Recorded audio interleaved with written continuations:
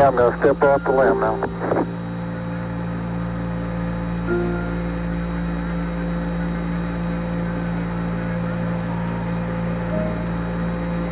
That's one small step for man, one giant leap for mankind.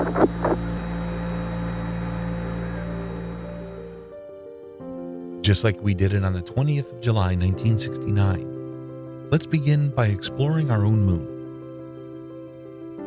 It's 27% the size of Earth. According to NASA, if Earth was the size of a nickel, the moon would be about as big as a coffee bean. Even though it's a quarter the size of the Earth, it's only 1.2% the mass of our planet. Gravity is only 16% of Earth, meaning that when you jump 3 meters high on our planet, you would jump 18 meters high on the moon. It does not orbit in a circle around Earth because our planet's gravity is pulling on our moon. Therefore, it appears to sometimes be closer to our planet. When it's closest to Earth, we call this perigee. At this point, we would have a supermoon, an event that occurs every 414 days. The moon may appear 14% larger and at least 30% brighter. Its rotation is in sync with our planet. That means you will always look at the same side of the moon. It's filled with craters, the black dots you see when you are looking at the night sky. This is because it has almost no atmosphere. It's constantly being hit by pieces of asteroids and comets that are flying around in the solar system. Like the footsteps we took on our moon, they will stay visible for millions of years. Unlike Earth, it's not good at hiding them. The Earth has what we call erosion, the process in which material on the surface is being moved or completely disappears. This happens because of wind, water, ice, or other natural agents. It has none of these. This is why we see a moon filled with craters that are millions of years old. It is known for its moon phases.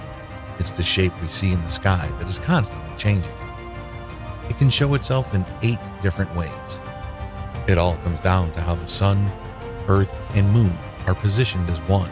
That decides in which phase we see the moon. We encourage you to look up the different type of moon phases and when they occur. You can even try creating moon phases at home by lighting a candle in the middle of a dark room. Now hold a white ball close to the light and circle around it. The ball is illuminated by the light in ways that almost exactly match moon phases. But why do we have a moon? To answer this question, we have to go back in time, 4.51 billion years ago, not long after the Earth was created. Our planet had a massive impact with a 6,100 kilometer sized planet called Theia. It was such an explosive event that large amounts of debris started orbiting the Earth, what ultimately formed the moon. Some scientists think that material thrown into orbit primarily formed 2 moons, then later merged to form the single moon we know today. A lot of things had to go right for a planet to collide with Earth and not shatter it. The collision was at a perfect angle and perfect speed to only create debris that formed the moon. It serves great purpose. Earth has a powerful relationship with the moon. When it was formed in its early stage, it was much closer to Earth. Would you be alive and stand on our planet at this time? It would look 20 times bigger than we see now in the night sky. The moon has a very important purpose: to make sure Earth is stable.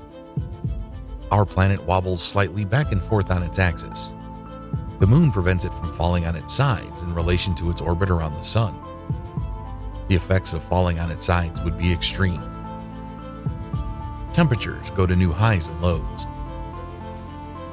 Seasons would disappear. Nights and days would be the same length.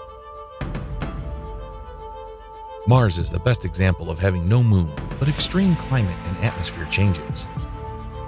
Imagine that all the ice on the North Pole would fall down to the middle of Africa.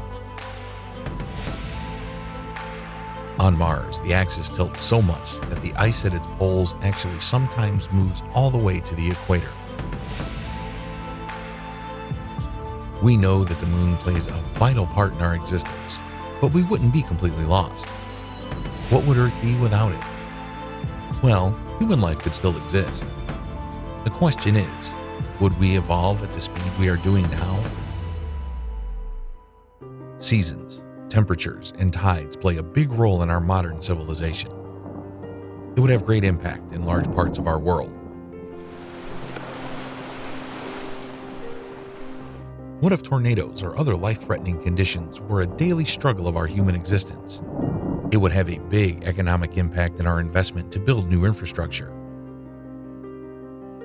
But we would likely manage to adapt. It's not entirely sure how our world would be like without the moon.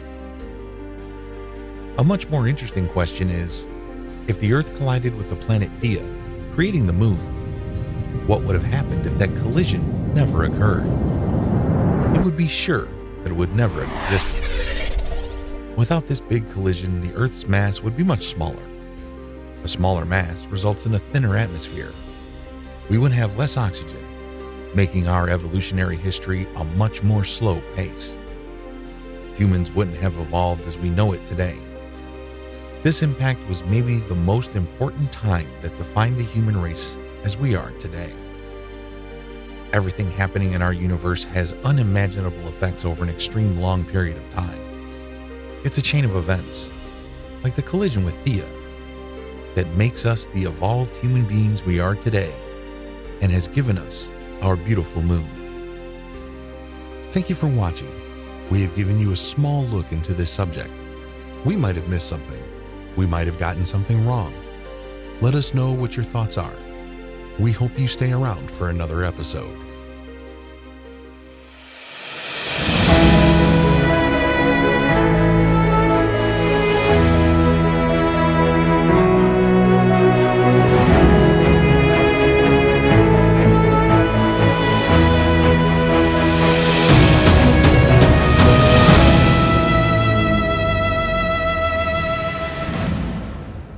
Only if you like this video. Please subscribe to see more episodes.